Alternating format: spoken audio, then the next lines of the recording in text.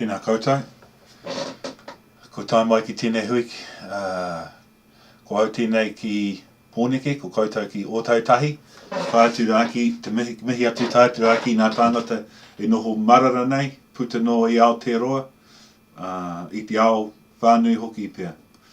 Me mihi ana ki a kōrua ko Una me Jeanette, nā kōrua I tēnei hui I karanga.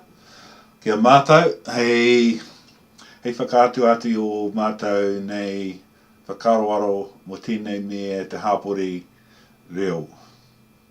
E tautoko I te tuku ihotanga o te reo I o te kāinga. So, I'd like to greet everybody, those who are joining us through the internet and those who are in Christchurch at this time. I want to thank the organisers, Una and Jeanette, who have made all this possible so we can come together and share our thoughts and ideas in respect of intergenerational transmission and the role of community in supporting parents who are choosing to raise their children to be bilingual in the minority language. In particular, the one I'm interested in is Māori. So, without further ado, I'd like to give you a bit of background as to where this my presentation is coming from. So, Te Reo Māori in 2016. So, as most of us know, the Māori language is endangered. It's been some generations since intergenerational transmission has been normal for our language. And so, just to give you a bit more background about myself, I came to this kaupapa or this subject on a personal basis initially. I ended up doing my PhD on it, but initially I was interested in raising my children to be bilingual. And at that time I was raised monolingually in English, as all my family were, of my generation, and in fact my father's generation were only passive speakers rather than active. My grandmother on my father's side was a native speaker. She was raised at a time in a place where the Māori language was used in most of the ubiquitously. My mother is Pākehā from Lower Hutt, Taita, and so not much Māori on that side. So we have two girls, and my wife and I decided to raise them to be bilingual, and as I learnt myself, I decided to just speak Māori at home when the children were small. Didn't really decide until my daughter was about, my oldest daughter, the daughters are now 16 and 13, but at that time my oldest daughter was just starting school. She'd been homeschooled, she was 6, and the youngest daughter was 3. They were both in play centre, and then as I became more and more fluent, and we decided that this path was viable and my wife had started learning, then we changed our home to a Māori immersion home, and transitioned the oldest girl out of mainstream into eventually, after a year transition in a multilingual school, into full immersion at a kura kaupapa. I need to also background in that I learnt Māori from a lot of different sources, Te Wānanga Aotearoa, Victoria University, and a lot of personal study books, videos, Māori TV, audio tapes, songs, waiata. But the system, or the pedagogy, the language pedagogy I found most useful was that of Te Ātarangi, because what I noticed, and it ended up being the subject of my PhD thesis, was that the barriers to language acquisition, second language acquisition, in particular Māori, are mainly, for adults anyway, are mainly psychological, in particular embarrassment. It's very hard for adults to get through that barrier of embarrassment, and Te Tarangi had a good methodology, a fantastic methodology for dealing with that. I learnt through Te Tarangi various other methodologies, and then a new program was emerging called Kāinga Kōrerorero, and that's basically a mentoring program where a group of mentors who are located throughout large and small towns in New Zealand have groups of families who are interested in following this path, bilingualism, or speaking Māori in the home, through speaking Māori in the home, supporting their child's bilingualism by speaking Māori in the home, were mentored by mentors who have been through the process and understand it and can add value to their journey. There's two essential legs to the program. One is home visits, where we help parents develop their own language plans, family language plans. Yeah, another title might be family language plans for this role.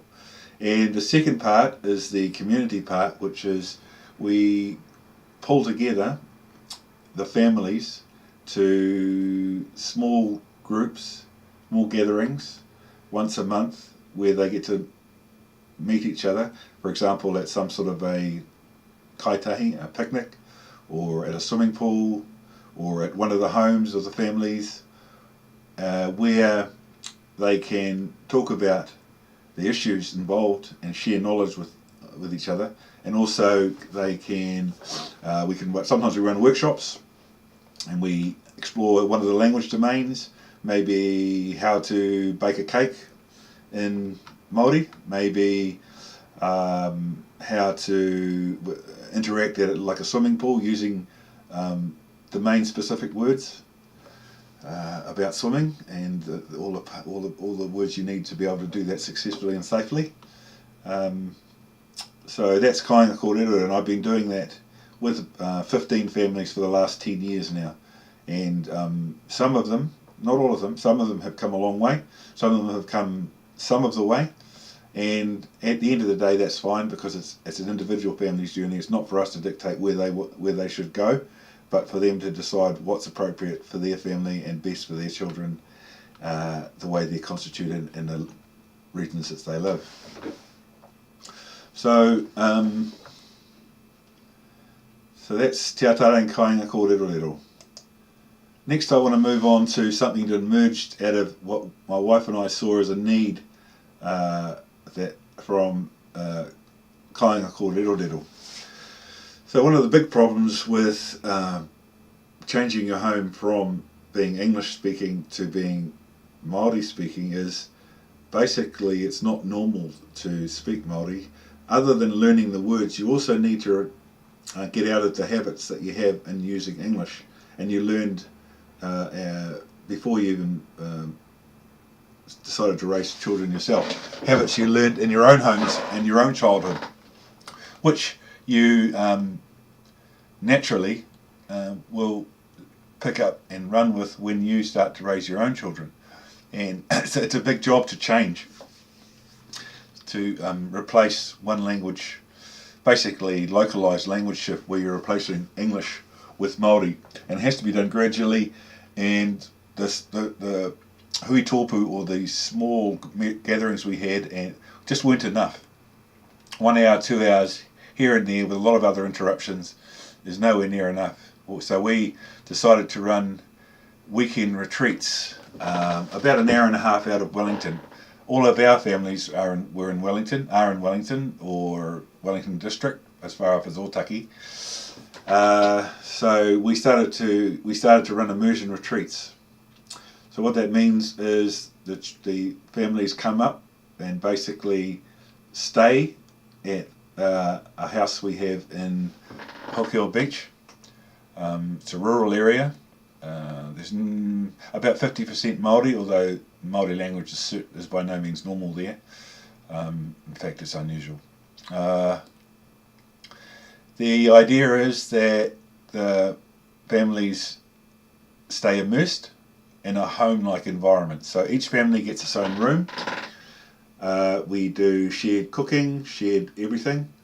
We interact, but each family has its own room where they can retire and then come out and interact with the other families in a semi-normal home-like environment.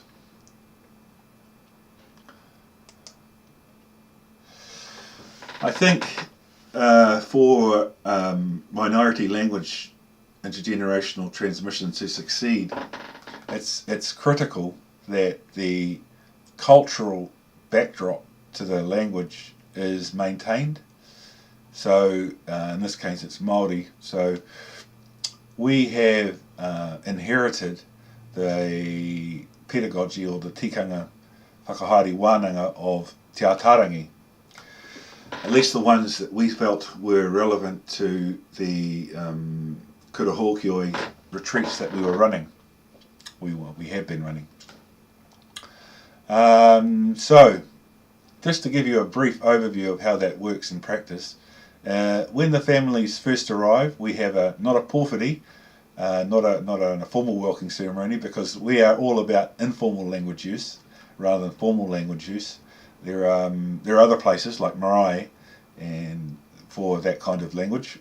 This is not a marae in the formal sense. This is a home, and so we want to normalise the Māori language in a home-like environment. So we use, first off, when we get there, some of the families know each other, some of them don't. There's 3 or 4 families plus ourselves. So the first thing we do, and it's something you would do at any Māori hui, is you would introduce yourself to each other, but in a Māori way. So the individuals in the group would stand and give their pepeha, which is their background, maunga awa, marae, if they're Māori, if they're from, and there are other cultures representative, Pākehā or Dutch, or there's a range of cultures representative. We don't just serve Māori. Where they will stand and do their mihi pepeha, and from that, as each individual does that, the others in the room can see where the connections are between the families, and that's always a good process, because that starts the critical development of trust, because at the end of the day, that trust is what carries the sharing capacity of that particular group. People need to be able to trust that when they make mistakes, when they share information, when they are willing to bare their souls, really, they can. The people there are going to be supportive. So that's the process that Māori call whakawhanaungatanga, building relationships, building family-like relationships. And so we use kinship terms, Māori kinship terms within the group. Tuakana taina for the children, that's older children supporting younger children. Matua keke, whaia keke, matua, whaia, so we've got mothers and aunties. If there are older people there, they would be kuia kraua. And the key thing is the positions they occupy in a whānau, Māori whānau-like structure. Manaakitanga, it is such a big thing in Māoridom that you look after your guests and look after each other. So manaakitanga is a big part. We make sure that the people, as much as we can, my wife and my 2 daughters who help run these wānanga, make sure that they, and other kaiako teachers, Te Atarangi teachers that we have brought in from time to time, make sure that the families feel supported and comfortable, so that they can get on with the activities and the learning that underpins all of that, the Māori language learning. And last but certainly not least is Nāko Mahaki. Now that's very hard to translate into English, but it's something like the empathic tolerance, or there but for the grace of God go I. The fact is that all of us, my wife and I, my children, and nearly all second language learners know what it's like to struggle to learn, to acquire a language. It's a challenge, and so we essentially accept any mistakes. We are not there to correct grammar. We are not there to fix people's language up. We believe that by the use of language in these in this type of supportive whānau family-like environment, that language acquisition will proceed naturally. That is, they will acquire the language as they go along. So I guess that's Nāko Mahaki. Not easy to translate. It's sort of the thing, you know it when you see it, and it's really context specific, but it's really about being understanding and having empathic tolerance for mistakes.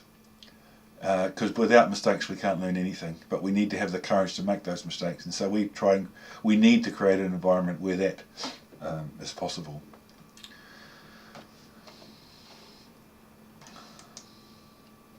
So the types of workshops we run in the home, they might be making a cake in Māori, like translating, gathering together all the different words they need to be able to make a cake, and then the whole family will make the cake, perhaps 2 cakes, depending on how many groups, perhaps 3 cakes. And at the end of the process, that might be the morning, we'll have that cake for lunch. So you can see it's normalising, naturalising, but transitioning the processes from the home, urban homes, urban family, Māori families today, from English into Māori. Outside the home, in the afternoons, when after lunch, when what they call teachers call the hour of death, when people are very tired or they've eaten too much, we go to the playground and we play on. There's a playground quite close, maybe a 5 minutes walk, and all the families and children will walk down, and we will play at the playground, but we will switch out the English words for the various playground activities into Māori. And we come back at night times, we come back at the afternoon, everybody participating in the whole cleaning, cooking cycle, looking after the children, everyone's involved, all the parents. We carry on with that. In the afternoon, we have tea, everyone shares in the cooking. After tea, we will play games. We might play the card games. We have various board games, some of which were, and most of which were English games, but English-based games that were translated into Māori, because that's the easier way, rather than trying to start from scratch. And also it's more natural because that's what they have at home. So we can translate those things they already have at home into Māori. That's a much quicker process and easier for the families to be able to realistically support when they go back home. Because it's all very well having these immersion workshops, but it's all about when they go back home and what they do when they're back at home. On the Sunday, we will do a session with mainly the parents, but children are invited to participate in language planning, and that essentially has been like a critical awareness process where I try and surface the issues that the reasons why they want to do this, and also the reasons they're stopping them, and perhaps some small realistic goals that they can set for themselves relevant to their needs in their own homes. And that's always a very interesting session. And so that's the immersion workshops. And then at the end we have a poroporo aki, and share what we've gained from it. We take family pictures, and all the stuff that we've been studying and doing over the weekend, Sue, my wife, uploads them to our website so they can go back and review it later when they're in the comfort of their own homes or in town. So lessons learned. basically it confirmed what I knew, but if you want spontaneous use of a second or minority language, you need the right environments, you need the right support for it to happen. In a classroom environment, you can mandate that you use Māori, and particularly children, and if you want them to use it spontaneously, then you need to make it normal. They're not there to fight the language revitalisation fight. They're there to interact and have fun, or with fun with the people they're with. So that does start to happen within Kurahokioi, and we have done some evaluation work that shows that. I guess the next thing is the real issues that hinder language acquisition are not so much grammar or remembering words, but then the environments in which people have been raised and are still continuing to live in, not necessarily being conducive to language acquisition, where we live in a homogenous culture, homogenous English culture in New Zealand, and there are still plenty of myths and misconceptions that affect parents' perspective and then children's perspective as to whether it's a good thing or not to use the Māori language.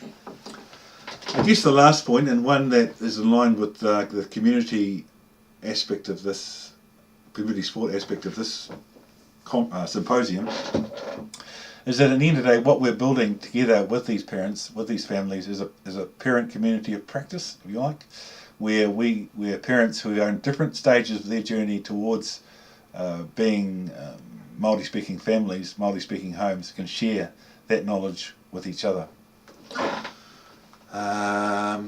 Yeah, we've been doing this for about a year now. We're very excited and hope to be doing this again next year with the families we already have and new families.